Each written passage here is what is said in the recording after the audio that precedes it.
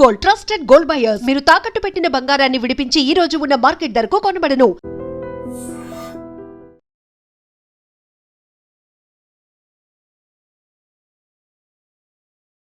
Tamil Nadu CM Joseph Vijay సంచలన నిర్ణయం తీసుకున్నారు. ప్రైవేటు స్కూల్స్ ఫీజు దోపిడీని ఆయన పూర్తిగా నిర్మూలించే ప్రయత్నం చేస్తున్నట్టుగా చాలా క్లియర్గా కనిపిస్తోంది.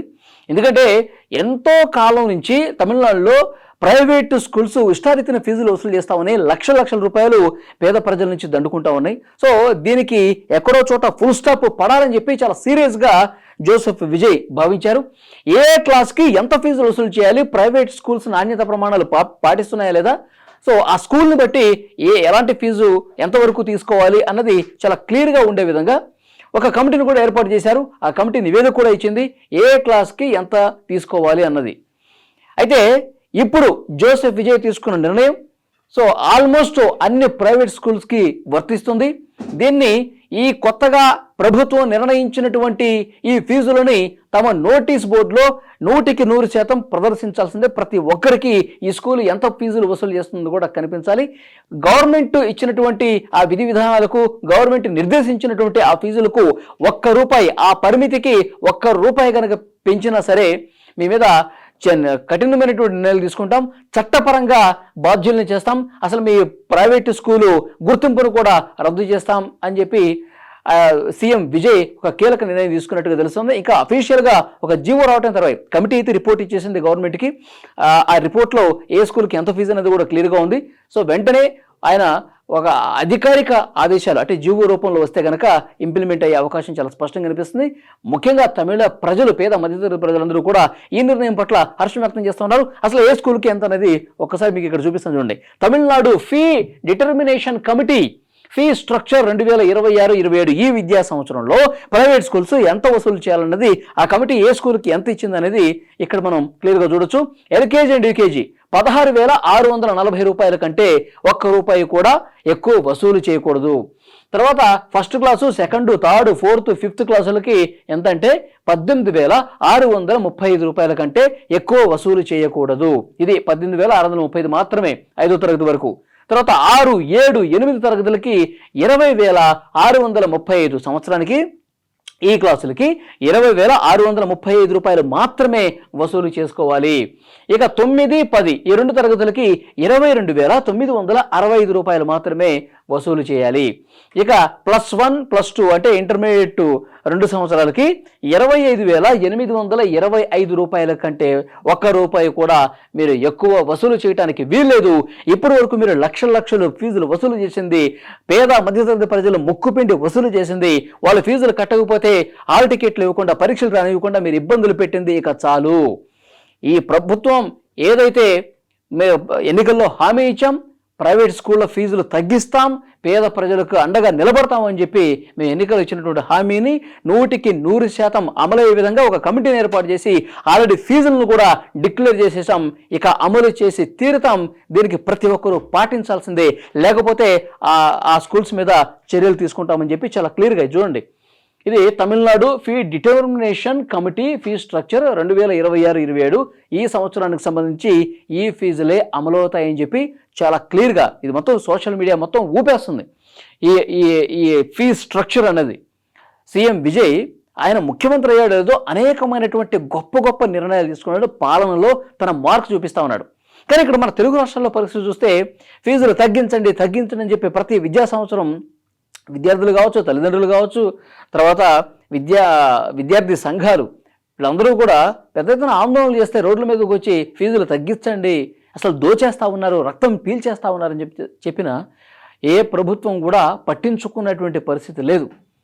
మరి ఈ ప్రైవేట్ స్కూల్స్ యాజమాన్యాలు అసలు వాళ్ళు లోపాయకారిగా ఏమన్నా ప్రభుత్వాలతో ఒప్పందాలు కుదుర్చుకొని ఫీజులు తగ్గించకుండా ఏమన్నా ప్లాన్లు చేసుకుంటున్నారేమో తెలియదు. కానీ చాలా దుర్మార్గంగా ఎల్కేజీకి ₹1,00,000 అండి, 2వ తరగతి ఫస్ట్ క్లాస్కి, సెకండ్ క్లాస్కి ₹1,50,000. ఇదేం ఫీజులు? ఎంత గొప్ప ప్రైవేట్ స్కూల్స్ కూడా ఇంత వసూలు చేయవు కదా బయట రాష్ట్రాల్లో. కానీ మన దగ్గర ఎందుకు ఇలాంటి వ్యవస్థ ఉంది, దీన్ని మార్చాల్సినటువంటి పరిస్థితి ఉంది కదా అని చెప్పి ఆందోళన ప్రతి సంవత్సరం కూడా చేయటమే. కానీ ప్రభుత్వాలు కానీ ఆ వ్యవస్థలు కానీ నిమ్మకు నీరెత్తినట్టు ప్రవర్తించినటువంటి పరిస్థితులు ఉన్నాయి. మరి లోపల ఏం జరుగుతుందో తెలియదు కానీ ప్రతి సంవత్సరం ఆందోళనలు చేయడం ఇది పరిపాటిగా మారిపోయింది. కానీ లక్షలు వసూలు చేస్తానే ఉన్నారు. అసలు ప్రైవేట్ స్కూళ్ళలో చదివించడానికి ఆపసోపాలు పడతా ఉన్నారు తల్లిదండ్రులు. నిజంగా చెమటను రక్తాన్ని పూర్తిగా వాళ్ళ కుటుంబం సంపాదించేదంతా విద్యకి ఇట్లా వేయాల్సినటువంటి పరిస్థితి ఉంది.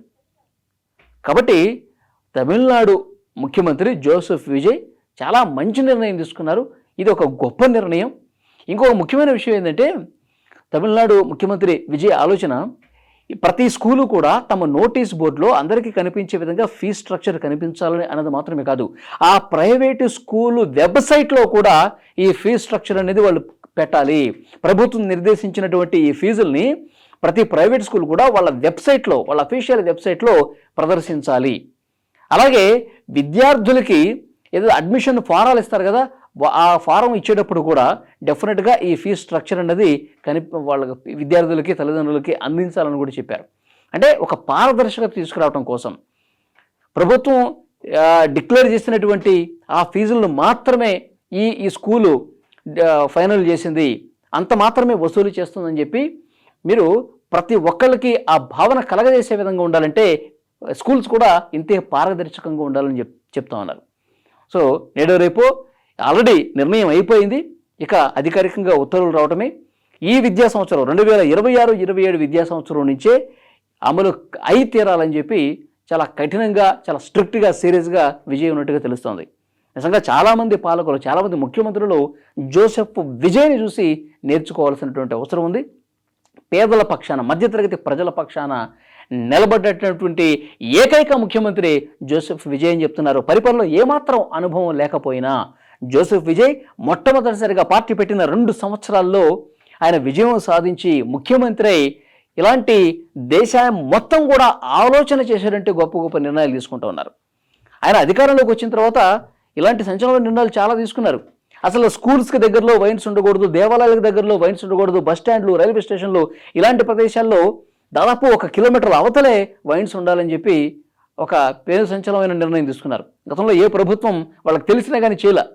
కానీ పాలకుడికి మనసు ఉంటే, పాలకుడికి ఒక పరిపాలనలో ఒక చిత్తశుద్ధి ఉంటే ఇలాంటి నిర్ణయాలు వస్తాయి.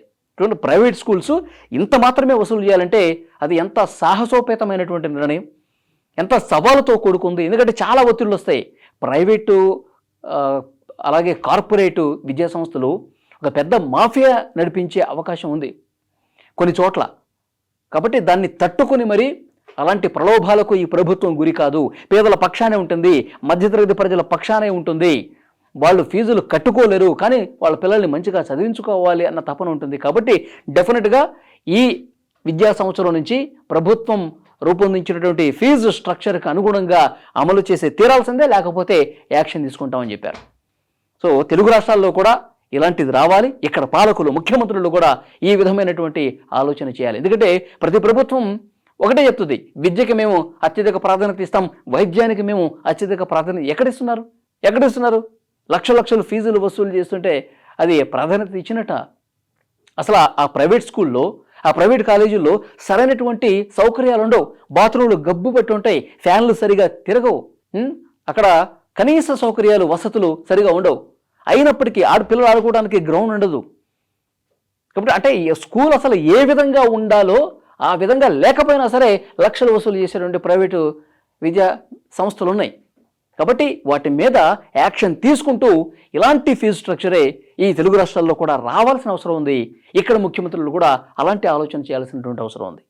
ఈ వీడియో మీద తప్పకుండా మీ అభిప్రాయాన్ని కామెంట్ చేయండి.